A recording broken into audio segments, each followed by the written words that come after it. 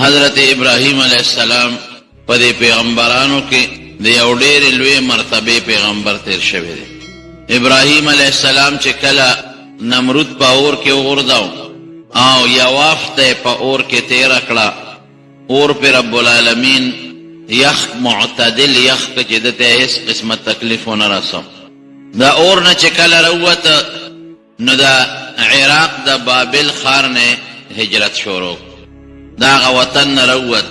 یو ورسره خپله بیبي د حضرت ساره رضی الله تعالی عنها او یو ورسره خپل ورواره د حضرت لوط علیه السلام. څرنګه چې حضرت ابراهیم علیه السلام قرباني ورکړه او د رب العالمین دپاره خپل وطن پرېښود، خپل پلار او مور یې پرېښودل او خپل خاندان او قوم کلی پرېښود. ګورې دا ډېر ګران کار دی. دغه رنګې حضرت سارې رضی الله تعالی عنها هم د الله ذوالجلال د رضا دپاره خپل کلی، خپل وطن، خپل مور، پلار، رونه، تربوران، رشتې او قوم هر څه پرېښودل. الله ذوالجلال د چا خواري بسه نه بوځي. حضرت ساره د تره لور ده او ښکلې جنیم ده او د ده ورسره نکاح د ابراهیم علیه السلام شوې ده. خدای پاک د بیبي سارې له دومره لوی حیثیت ورکړه چې رب العالمین هغې له بچی ورکړه حضرت اسحاق علیه السلام. او بنا بر اختلاف لږ اختلاف پکې شته، خو راجح قول ادا ده چې د اسحاق علیه السلام په اولاد کې خدای پاک 3.5 پیغمبران پیدا کړي. دا د بیبي سارې اولاد د 3.5 بلکې بعض علما 4 یادوي. 3.5 یا 4 پیغمبران دا الله د بیبي سارې په اولاد کې پیدا کړي. او ډېر لوی وطن او ډېر لوی قوم خدای پاک د هغې نه آباد کړي.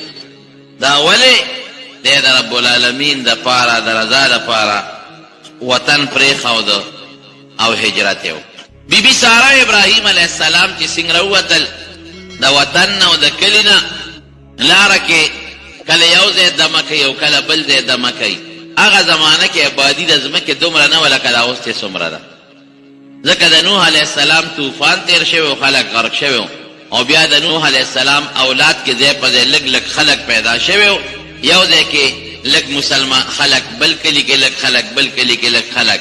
نو ابراهیم علیه السلام چې به کوم کلي رته نو په هغه کلي کې به د رب العالمین د توحید د عقیدې د الله د یووالي او څه احکامات چې د الله د هغې تبلیغ او دعوت پیچله.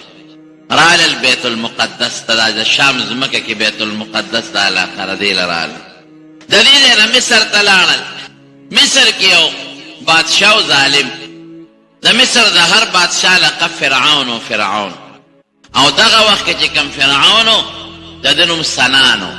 د موسی علیه السلام په زمانه کې چې کوم فرعون و د هغه نوم مصعب و، مصعب ابن ولید ابن ریان. او د ده نوم سنان و. دا یو ډېر ظالم او ډېر خراب سړی او بدعمله سړی و.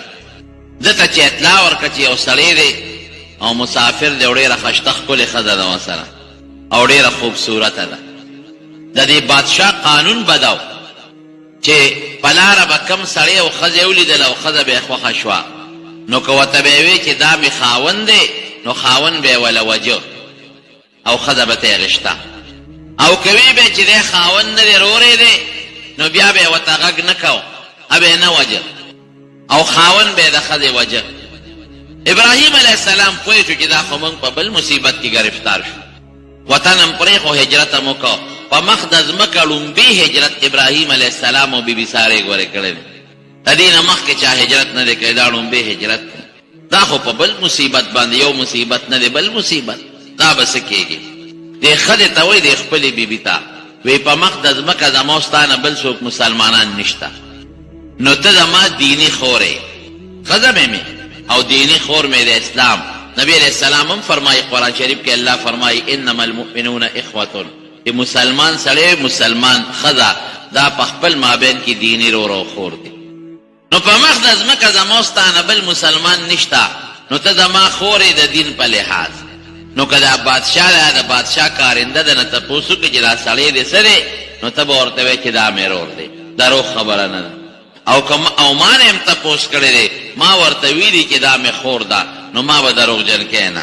ډېره ښه یو روایت کې راځي چې ابراهیم علیه السلام یې جیل کې واچ او بل ځای راځي چې دته وې ته په مخه دی ښه نو دې غریب لاړ یو ځنګل کې دی یو اونې لاندې کېناسته او دا بیبي ته بوتله بیبي ساره خوبصورته ده خشته ده هوښیار هم ده حضرت ابراهیم علیه السلام الله تعالی سجد کړ اے زما پروردګاره د بېکسو او د مظلومانو امداد کوونکی الله دی الله زما عزت زما ابرو او زما حیا ستا په لاس کې ده تا د چا په لاس کې نه خدایا ستا د رضا دپاره ما هجرت وکړو او زما بیبیم ستا د رضا دپاره هجرت وکړو الله نن موږ د ځان امداد نشو کولی که امداد کې پروردګاره ته به کې موږ بې کسه او مظلومان او بې سوکه یو اسم نشته الله زما عزت او زما حیا او زما بیبي الله دا ټول ارڅ ستا په لاس کې دي الله زما مدد وکړه او زما حفاظت وکړه بیبي ساره چې څنګه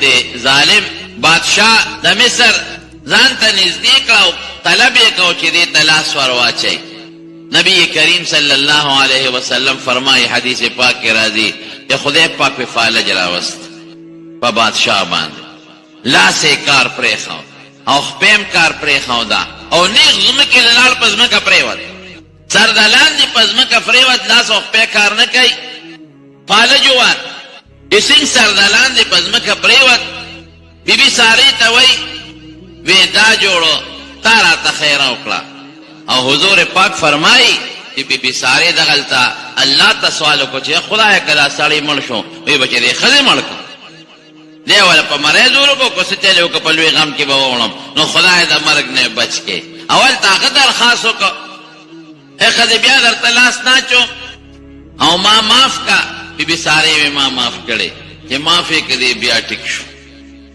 برابر شو هغه شیطانی اثر خو په ذهن وي دوباره نیتو کې لاس ورته ور واچي چې بیا ورته کله لاس ور اچاو بیا په ځمکه پرېوت لاس ورته اړوونه رسېد په ځمکه بیا پرېوت او د اخباو دا لاسونه الوړې پرېوت یو غرض یې وکړو بیا بیبي سارې ته درخواست وکړو وی دا تا ما ته خیره وکړه او دې د الله مې معاف که بیا به داسې نه کوم حضور پاک فرمایي چې بیبي سارې م الله ته سوال وکړه یا الله که دې هلاک شو دې مړ شو خلک بو چې دې ښځې مړ کړه دا به په لوی غم ووړم خدای ته یې روغ کې بیا ټیک شو په درېیم ځل یې بیا دا چل وکړه او بیا درخواست وکړو بیا جوړ شو اخره کې هغه خپل پولیس والی راوغوښتل وی تاسو خو ماله انسان نه دی راوستی مالم چې ته پیری راوستی ده چې لاس ورچوم په ما څه چل کېږي تپوس دې کوي ښځې څوک یې نوم دې څه دی وی زما ساره نوم دی او ما درته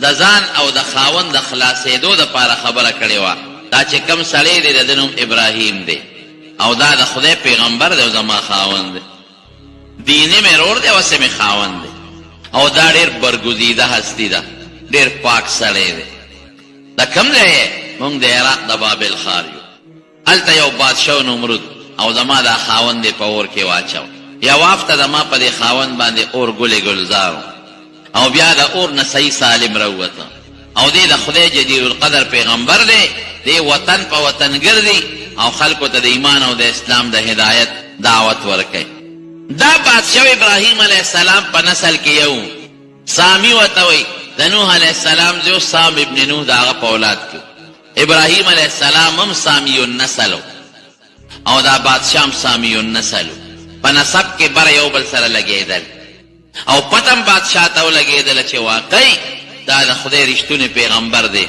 یعنې اوسه پورې چې ما کمې ښځې ته ملاس اچولی زه ناکام شوی نه یم او ما دې ښځې ته درې ځله لاس ور واچو زه ناکام شم دا ښځه هم رښتونې ده او دا خاوند هم رښتونی دی ډېر لوی عزت یې وکړ د ابراهیم علیه السلام او معافي ترې وغوښتله او د بیبي نه یې وله معافي وغوښتله او بیا وله خپله لور هاجره بیبي دی وله په تحفه کې ور وبخله ابراهیم علیه السلام ته بیبي سارې ته وایي وی دا به ستا خدمت کوي دا ستا خدمتګاره ده او ستا د دې خاوند سره به ابراهیم علیه السلام څه وخت په دې مصر کې تیر که او بیا دغه بیبي هاجره او بیبي ساره دا دواړه ځان سره را روانې کړې او واپس بیت المقدس ته راغله بهر کیف بیبي ساره چې کله لاړه ابراهیم علیه السلام ته دا غریب هم فکر منه چې ټیک ده چې د بادشاه لاس خو ما ته نه دی را رسېدلی، لیکن بیا هم د خاوند پړه کې خو به مې وسوسه راځي که نه، که زه ورته زرهام به یم چې د هغه لاس ما ته نه دی را رسېدلی، نو بیا به یم پړه کې وسوسه او شک راځي. پروردګار څه وکړل؟ د نیکانو د پاکانو خلکو الله ملي خدای پاک ابراهیم علیه السلام ته دا پردې ختمې کړلې او مخامخ دا منظر یې څه لیدل، لکه مونږ چې څنګه قبر کې مسلمانان کېښودلی شي، نو د رسول الله صلی الله علیه وسلم او د دې سړي په منځ کې به پردې ختمې شو، دې به نبي علیه السلام مخامخ وویني. فرشتې به یې تپوس کوي دا مخامخ چې درته ښکاري دا څوک دی؟ پاک پرده کولو کړې وه. بی بي ساره ورله او خپه ده غریبه جاړي چې د ما د خاوند خو هر څه جي په زړه کې خو یو غم راغی، یو دک راغی، پریشاني راله. وی سړیه ګورې الله د هغه کافر ظالم ذلیله که، هغه خدای پاک رسوا که او د هغه لاس ګورې ما ته نه دی را رسېدلی. ابراهیم علیه السلام ورته وایي وی ښځې دا خبرې مه کوه، ما ته الله مکمل پردې اخوا کړلی او ما ته تم ښکارېدلی او ما ته بادشاه هم ښکارېده. زه په زړه کې مطمئن یم الحمدلله د خدای پاک ډېره لویه ثنا او برکت. واپس لاړل مصر ته. واقعه اوږده ده، خو ابراهیم علیه السلام د دواړو بیبیانو سره څه موده واپس په بیت المقدس کې تیر کړل. بیا د دواړو بیبیانو په منځ کې روانه راغله. دا فطري تقاضا ده چې د بنو منځ کې خامخا یو بل سره جګړې او اختلافات راځي. او خدای پاک دې کشرې بیبي له بیبي هاجرې له بچی ورکړه، هغه له نوم کېښود اسماعیل. نو ابراهیم علیه السلام د الله په حکم دا کشره بیبي بی هاجره او اسماعیل علیه السلام راوستل او اوس چې کوم ځای موجوده بیت الله شریف دې دلته پرېښوده او د مشرې بیبي بیبي ساره او ابراهیم علیه السلام دواړه بیت المقدس د شام په ځمکه اوسېدل. د کشرې بیبي بچی وشو او د مشرې بیبي اولاد نشته، دواړه اوسېږي. روانه یې د لوط علیه السلام هغه چې لوی شو ابراهیم علیه السلام باندې ایمان راوړی او چې لوی شو هغه له الله نبوت ورکړ. او خوا کې یو بل کلی دی، یو بل علاقه ده، د هغې دعوت او د هغې تبلیغ دپاره الله مقرر کړ. الاړ هغه علاقې ته هلته دعوت ورکوي او د الله احکامات خلکو ته بیانوي. هغه قوم مشرکانو د بوتانو عبادت به کوي. حضرت ابراهیم علیه السلام یو ځل په خپل ځای کې ناست یو څو میلمانه راغلل په خشته ښکلې مزېدارو شکلونو باندې. په سنګرال القرآن شریف کې الله تعالی فرمایي ولقد جاءت رسلنا ابراهیم بالبشرا.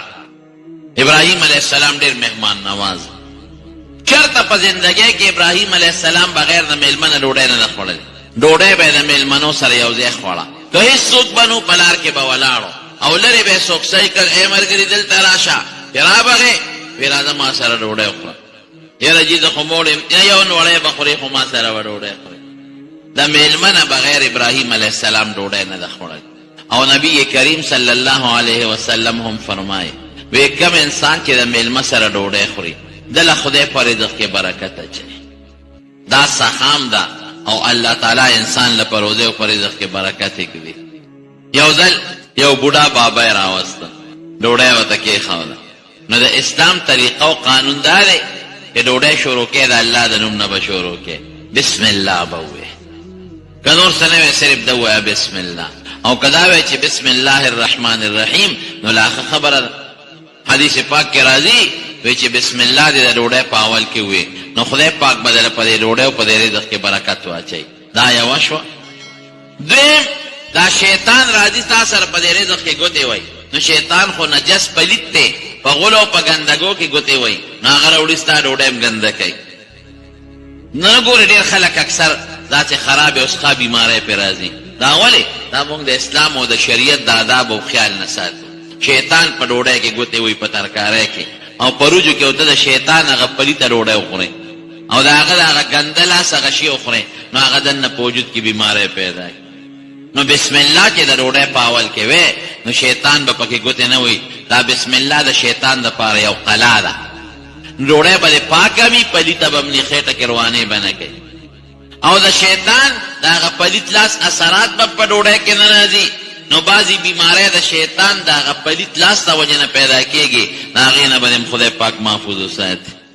یو ځل حضور پاک صحابه کرامو سره ناستو ډوډۍ خوړله یو باندیسی راغی یو صحابي فرمایي وی ډوډۍ ډېره زیاته د برکت وه مونږ لګیو خوړم او خلاصېدله نه وی یو باندیسی راغی په یو دوو نړو کې خلاصه کړه وی داسې ډوډۍ م چېرته نه ده لیدلې چې په اول کې برکت لري او وروسته بې برکت وي وی حضور پاک وفرمایل چې دا ډوډۍ مونږ شروع کړه مونږ پې د الله نوم واغېشت نو شیطان پکې نو برکت و پکې او چې دا باندیسی راغی د ګوتې یوړې د خدای نوم وانغېشت نو الله برکت ختم یو بل حدیث پاک کې راځي نبی علیہ السلام ډوډۍ خوړه سره د ملګرو دې کې یو باندیسی راغی هغه ډوډۍ شروع کړه حضور پاک وخندل چې وی خندل نو چا دې تپوس وکړه وی صاحب دا ودې خندل ولې وی دا ډوډۍ چې مونږ شروع کړه نو مونږ بسم الله ووی نو شیطان تاوېده را تاوېده خو رانږدې کېدی نه شو وی دې باندیسي د خدای نوم وانغېشت نو شیطان راغی د الله سره یو ځای خپل لاس ورګنده کړ نو بیا دې باندیسي ته یاده شو نو په دا منځ کې بسم الله ووی نو چې منځ کې بسم الله ووی وی ما شیطان ولیده چې خېټه کې څه خوړلي وه ټول یې قی کړل نو ماله د شیطان هغه قی پورې خندا راله نو ډوډۍ چې کله خورې په اول کې بسم الله وایه دارنګې میوه خورې بل شی خورې بسم الله یا بسم الله الرحمن الرحیم او که درنه یېرئ او په دا منځ کې درته یاده شوه وی بسم الله اوله و آخره یا پښتو کې وایا اول او اخر دواړو کې د الله په نوم شروع کوم اول او اخر دواړو کې د الله په نوم شروع کوم نو د شیطان د ګرفت نو د هغه د هغه پلید لاس نه به خدای پاک ستا او ستا ډوډۍ محفوظه کړي نو ابراهیم علیه السلام مېلمه ته وایي وی مېلمه چا به د الله په نوم شروع کا بسم الله ووایه مېلمه ورته وایي الله څه ته وایي زه خو الله نه پېژنم الله څوک دی چې ته ما ته الله الله نه وایې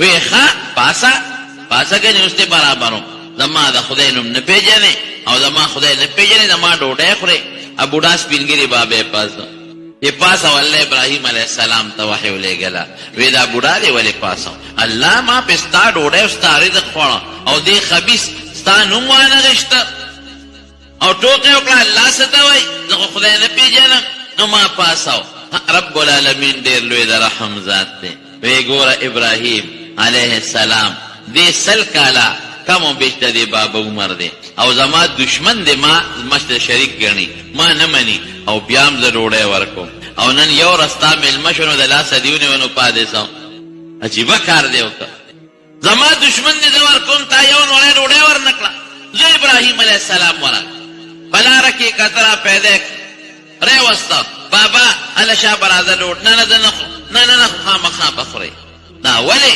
وخت دې وشړلم اوس مې واپس پلې وی د کم ذات د برکت نه چې مې وشړلې او کم الله چې تا نوم نه اخېسته مې وشړلې هغه الله وایي چې راوله ډوډۍ پې وخوره ناامید او مایوسه به یې نه پرېږدې خیر دی زما بنده دی د ډوډۍ ورکوم رب العالمین هغه بابا مسلمان کړ ما الله دونه مهربانه دی زه یې نه یادوم زه ورسره دشمني کوم او سره د هغې ماله ډوډۍ راکوي ماله رزق راکوي او ما مېلمه کوي الله مسلمان کو نو ابراهیم علیه السلام مهمان نواز بغیر د مېلمه نه ابراهیم علیه السلام ډوډۍ به نه خوړ مېلمه به یې ځان له په زور پیدا کو خو ډوډۍ به یې ورسره خوړه نو چې دا او ډوډۍ څنګه وه د مېلمنو اوس دلته واوره د قرآن شریف الفاظ فما لبث ان جاء بعجل حنیذ مېلمانه چې څنګه رالل ابراهیم علیه السلام دې ته کښېنی او په منډه کور ته ننوت او یو سخی یې ولالاله دې ته مېلمستیا وایي شملې نه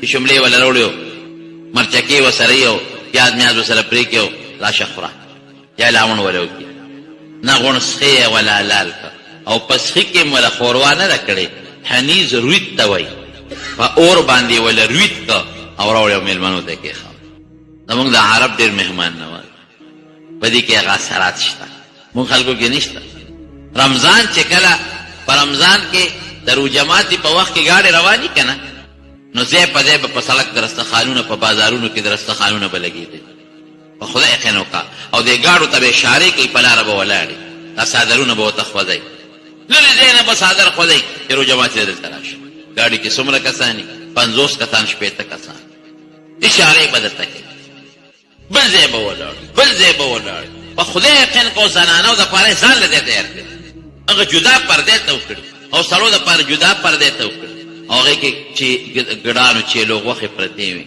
چرګان پکې وي، وریجې پکې وي، جوسونه پکې وي، او په خپله صرف په کجوره روژه ماته کې ستا خدمت ته ولاړ چې دا میلمانه خو هغې نه پس په خپله خوراک کوي. یو ځای نه ښه په دې بازارونو کې به ولاړې ګوتی به ورسره ګوتی او درته به ګوتی درکوي شا به واخله هغه پلاستیک ګوتی کې دننه به روجې هم پرتې وي، چرګان به هم پکې وي، پکوړې کباب به هم پکې پراته د هغې خپل مخصوص کباب وي هغه به درته دومره سخا ده په دې خلکو او مهمان نواز خلک. او مونږ خو چې هغه ځای میلمه صحیح کړو که نه غلې غوندې به ټخ ټوخ وکړو او په سر به ساده واچو دروازه به بنده کړو او خدای را برغې مه کړي. په کور کې دننه به یې په موبایل لکه ته کوم ځای زه ستا دروازې مخکې زه خو پېښور کې یم، کور له د پېښور نوم کې زه خو پېښور کې یم. میلمستیا باندې مونږ تنګېږو، په میلمستیا به نه تنګېږو. دا رزق دی میلمه له ستا په لاس خدای ورکړه، د هغه په لاس تا له م الله درکړو. اسراف به نه کې، تبذیر به نه کې. اسراف هم ښه نه دی، تبذیر هم ښه نه دی، خو میلمه په میلمستیا به تنګېږم نه. دا نبوي سنت دی، دا د پیغمبرانو سنت دی، او دا خصوصا د نبی کریم صلی الله علیه وسلم طریقه. یو ځل میلمانه راغلي، حضور پاک مبارک اعلان وکړ، بخاری شریف کې حدیث دی، وایي چې چا سره د یو کس ډوډۍ وي نو یو ځان سره میلمه هم بولي، که چا سره د دوو کسو ډوډۍ وي دوه د میلمانه هم بولي، ګزاره وکړي. حضرت ابوبکر صدیق رضی الله عنه ځان سره میلمانه بولي، د میلمه برکت ته ده. عبدالرحمن یې زوی دی، هغه پلار مې میلمانه راوستل او یې په خپله وایي بیبي ته وایي چې دې میلمنو له ډوډۍ برابر کا، او یې په خپله لاړ چې زه ځم زه نبي علیه السلام سره ډوډۍ خورم. وایي موږ میلمنو له ډوډۍ برابر کړه. وایي میلمنو تپوس وکړه چې د کور خاوند څه شو، ابوبکر څه شو؟ موږ ورته وایي خو نشته، نبي علیه السلام له تللی دی. وایي ښه موږ ډوډۍ نه خورو تر څو چې هغه نه راغلی. موږ ورته وایي ګورې غوسه کېږي که راغلی، ډوډۍ به سړه شي، مهرباني وکړئ ډوډۍ وخورئ.